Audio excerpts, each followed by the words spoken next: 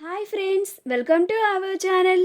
Satyabhama serial next ఎపిసోడ్లో ఏం జరగబోతోందో ఈ వీడియోలో చూసి తెలుసుకుందాం.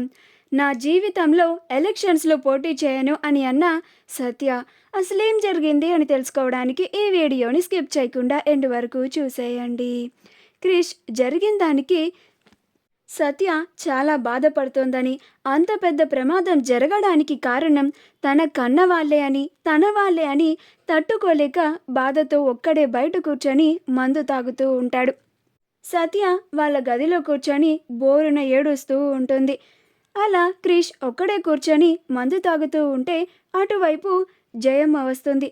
జయమ్మ అక్కడ ఒక్కడే కూర్చొని మందు తాగుతున్న క్రిష్ని చూసి, రే చిన్న, ఏంట్రా ఈ టైంలో ఇక్కడ ఒక్కడే కూర్చున్నావేంటి అని పిలుస్తుంది. అప్పుడు క్రిష్ జయమ్మని చూస్తాడు. అప్పుడు జయమ్మ క్రిష్ కళ్ళల్లో ఉన్న కన్నీళ్ళని చూసి, ఏమైందిరా చిన్న, ఆ కళ్ళల్లో కన్నీళ్ళేంది అని అంటుంది. అప్పుడు క్రిష్, బామ్మ, సత్యకి సపోర్ట్ చేస్తానని ఒక 6 వృద్ధాశ్రమం నుంచి వృద్ధులు వచ్చారు. వాళ్ళు సత్యకి సపోర్ట్ చేస్తున్నందుకు బాపు అన్నా కలిసి వాళ్ళల్లో ఒక పెద్దావిడని అతి కిరాతకంగా చంపేశారు అని అంటాడు. అప్పుడు ఆ మాట వినగానే జయమ్మ ఆశ్చర్యపోతుంది.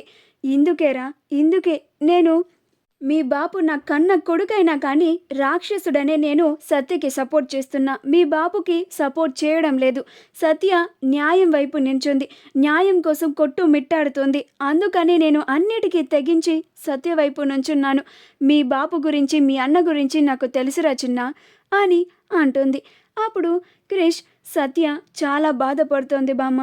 సత్య బాధని తట్టుకోలేకే గిట్లా ఒక్కడనే కూర్చొని నా బాధని ఎవరికి చెప్పుకోలేక ఇలా మందు తాగుతూ ఉన్నాను అని అంటాడు. అప్పుడు జయమ్మ, ఎప్పుడూ కూడా కష్టాల్లో ఉన్నప్పుడు దేవుడు మనకి కళ్ళకు కనిపించి సహాయం చేయడు, దూరంగా ఉండే కళ్ళకి కనిపించకుండా సహాయాన్ని చేస్తాడు అని అంటుంది. అప్పుడు క్రిష్, ఏం చెప్తున్నావు బామ్మ, నాకు ఒక్క ముక్క కూడా అర్థమైతలేదు అని అంటాడు. అప్పుడు జయమ్మ, సత్యకి సపోర్ట్ చేయి చిన్న అని అంటుంది. అప్పుడు క్రిష్ ఆ మాట వినగానే ఆశ్చర్యపోతాడు.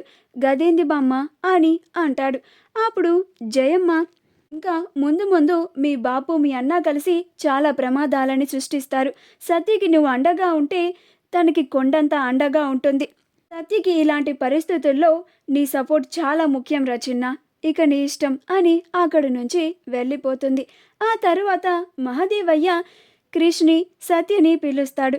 అలా సత్యకి నామినేషన్ పేపర్ని ఇచ్చి ఆ అప్లికేషన్ని ఫిల్ చేయమని చెప్తాడు. అప్పుడు సత్య చాలా బాధతో, నేను ఇంకా నా జీవితంలో ఎలక్షన్స్లో పోటీ చేయను మావయ్య, ఇంకా ఏ ఒక్కరి ప్రాణం కూడా నా కారణంగా పోవడానికి వీలు లేదు అని బాధపడుతూ అంటుంది. ఆ మాట వినగానే క్రిష్, మహదేవయ్య అందరూ ఆశ్చర్యపోతారు. అప్పుడు భైరవి, గదేందే, నేను ఎమ్మెల్యేనవుతా, ఎవరు నాకు సపోర్టుగా నుంచోకపోయినా నేను ఎమ్మెల్యేని అయిని తీరుతాను అని అన్నావు కదే, ఇప్పుడేంది గిట్లా మాట్లాడుతున్నావు, అయినా ఎవరి ప్రాణం పోయిందని గింత బాధపడుతున్నావు అని అంటుంది. అప్పుడు సత్య, ఎవరి ప్రాణం పోయిందో, ఎవరు ఆ ప్రాణం పోవడానికి కారణమో మావయ్యని అడగండి అత్తయ్య, మీకు మొత్తం మావయ్యే చెప్తారు అని అంటుంది. అప్పుడు భైరవి, ఏందయ్యా, ఏమైంది దీనికి, అసలేం జరిగింది, ఎందుకు గిట్లా మాట్లాడుతుంది అని అంటుంది. అప్పుడు క్రిష్, జరిగిందంతా నేను చెప్తానమ్మా అని అంటాడు. మా వీడియో కనుక మీకు నచ్చినట్లయితే లైక్ చేయండి, షేర్ చేయండి, మా ఛానల్ని సబ్స్క్రైబ్ చేసుకోండి, పక్కనే ఉన్న బెల్ ఐకాన్ని క్లిక్ చేయడం మాత్రం మర్చిపోకండి.